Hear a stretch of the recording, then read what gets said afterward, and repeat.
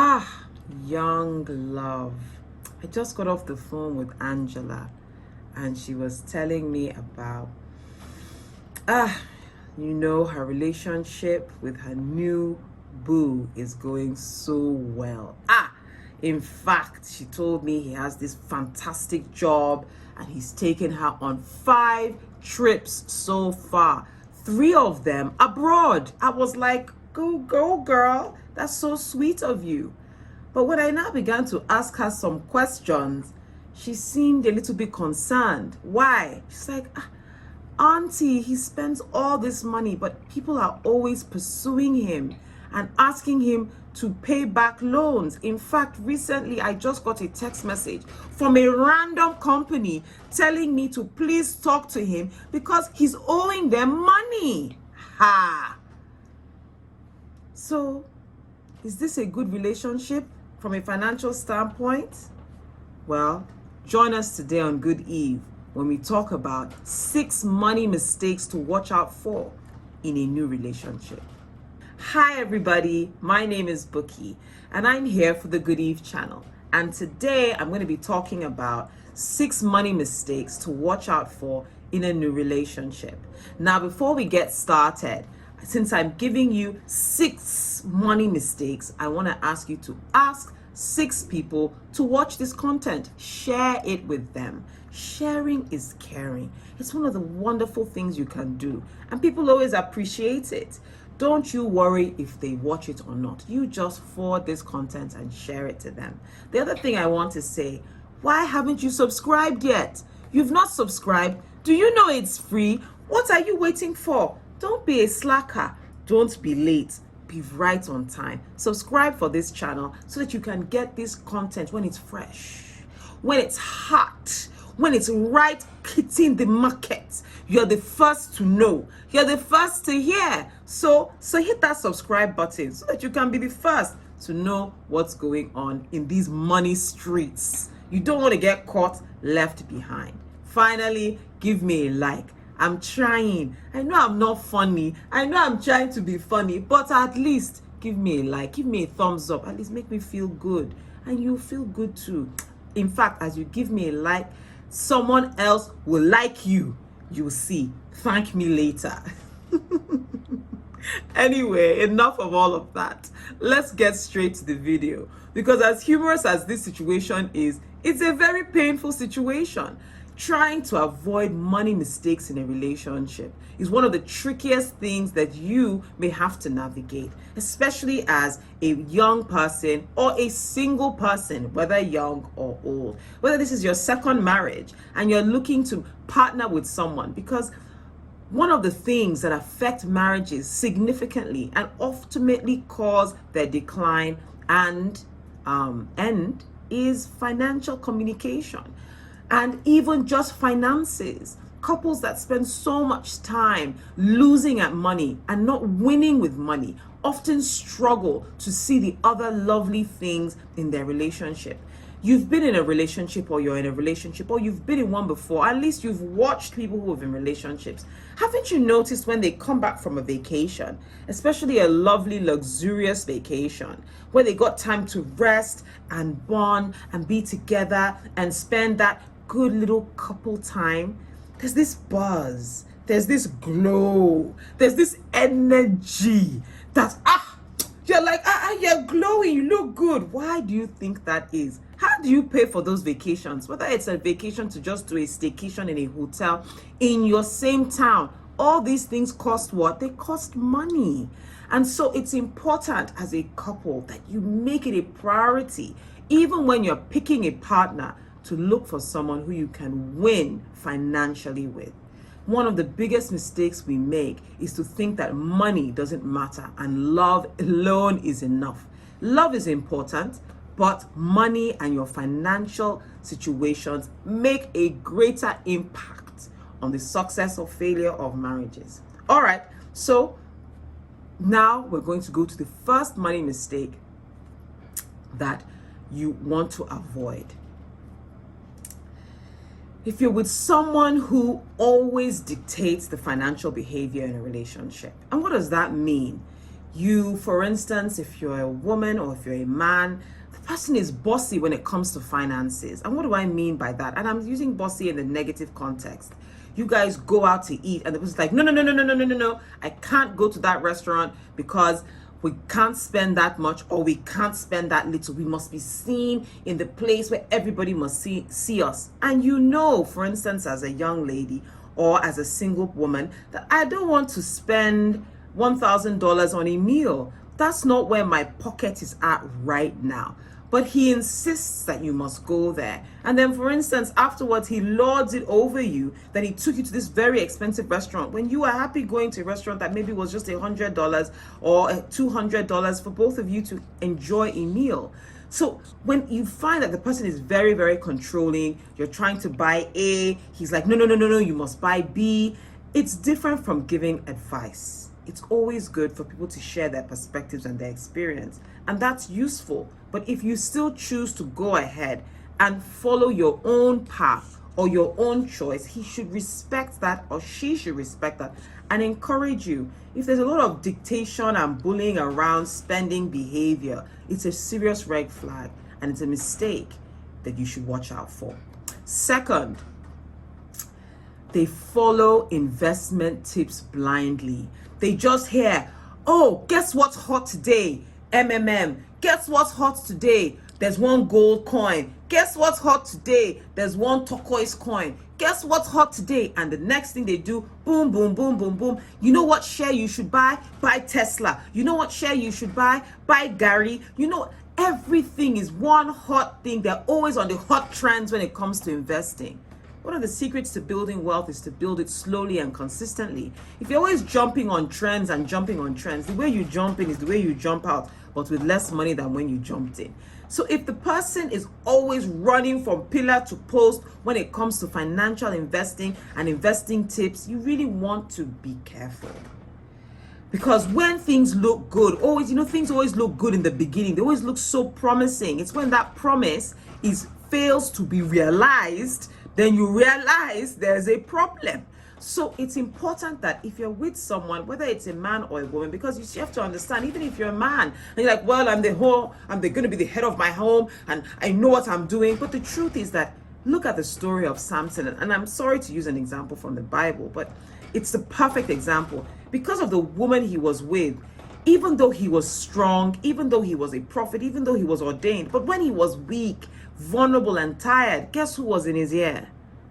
It was that bad advisor. You don't want to be partnered with someone that holds on and is attracted to bad advice constantly. It's going to be a problem for you. So it's a mistake when you think about being with someone who always follows bad investment tips, bad investment advice blindly. Point 3, you notice that they're always late for payments. And that brings me back to the example of my cousin or my niece, Angela. This guy that she's with clearly has a problem meeting his commitments. It looks suspiciously like he might just be living beyond his means and borrowing to create a facade, an image of a fake, inflated lifestyle. This is a mistake. Let me just project the future for you. Your kids will be in school, they will always be told to leave. You'll be at events when everybody will be snickering because they know you didn't pay. You'll get to places where you need to do things and you'll discover payment is overdue. Constantly living a life where you're worried about being embarrassed because of the money that he owes or the money that both of you as a collective couple owe. I can't even imagine such a life. So if you're seeing those signs very early on, I think it's an opportunity to take a step back and observe better. When he pays, is he always paying with his credit card? Is he using someone else's credit card? Has he asked you to pay one or too many times when he really should have paid for something? Is he always just short of cash? Why is he having these shortfalls? And if you ask him questions and he's secretive or he's defensive about it, that's another warning sign that you should know what, let me just take a step back. We don't need to Tinder swindle this situation. Let me just observe and see, why is he always late for payments?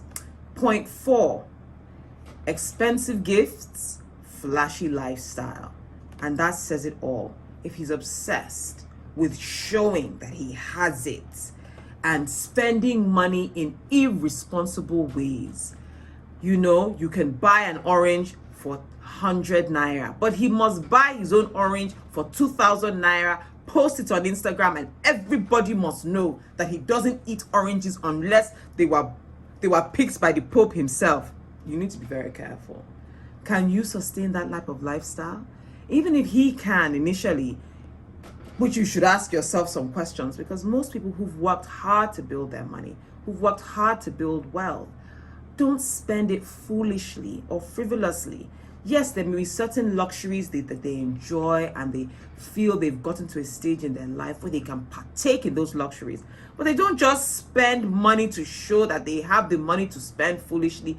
And the question is, should this foolish spending be exhausted? Does that mean that you are going to become responsible for it? Because maybe you are a good investor and you're responsible with your money and you eventually will make some good income. Would you spend your money that way? If you know that you're not going to be comfortable spending your money and wasting it on expensive, outrageous gifts and a flashy lifestyle, then you should definitely take that as a point of warning. It's a mistake to continue in that kind of relationship. Point 5, they're always changing jobs. They can't seem to retain a job for long. And look, this is different from someone starts a job, they get a better offer, they move, they get another better offer, they move, and they're being strategic about building their career to get to a certain height that they need to be. That is not what we're talking about here. Can't retain a job for long. He cannot or she cannot retain a job for long. Tells you something about their ability to earn an income long term. So in this case, they're constantly being pushed out of jobs or fired.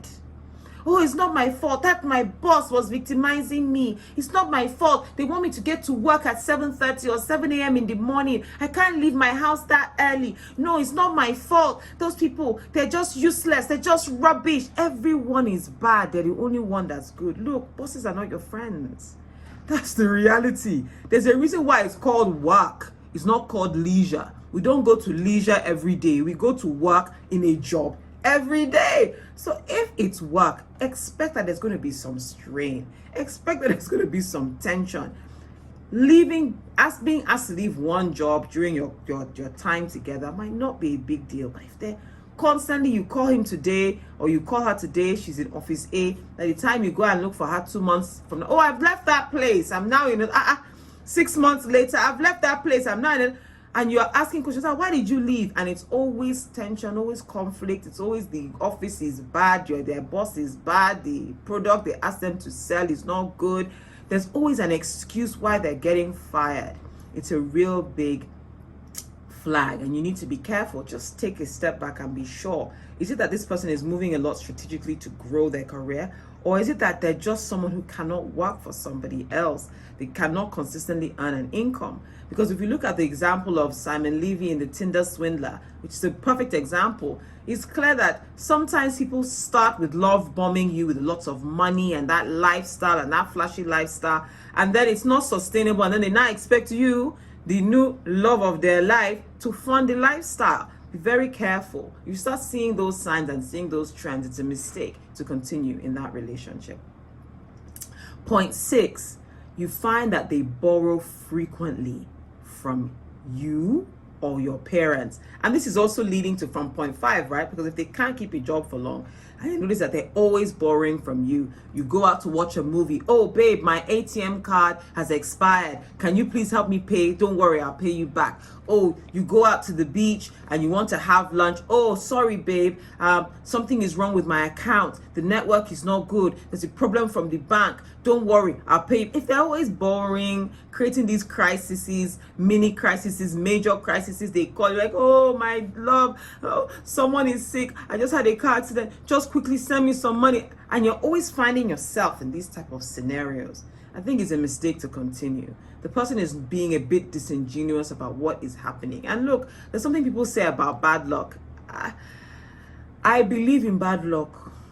I won't lie, I do. And I believe in good luck. And I believe in the blessings of God. And I believe that the universe brings to us what it will. If someone has a lot of bad energy and bad luck around them, is not a good person to continue with. Because if they're constantly boring with you and they're the only one having crisis in this world, you are not having crisis, your friends are not having crisis, I just think, you might want to run away. Anyway, I'm joking about all this luck and universe stuff. But the truth is, the proof is in the pudding. Someone borrows from you and your parents, oh my goodness, or their parents frequently, they're always borrowing. It's a classic sign that they're living beyond their means. And so that's also going to be an issue, because the lifestyle in which they're living or you're experiencing with them is not real. It's fake, it's subsidized. So that also is a mistake you need to watch out for.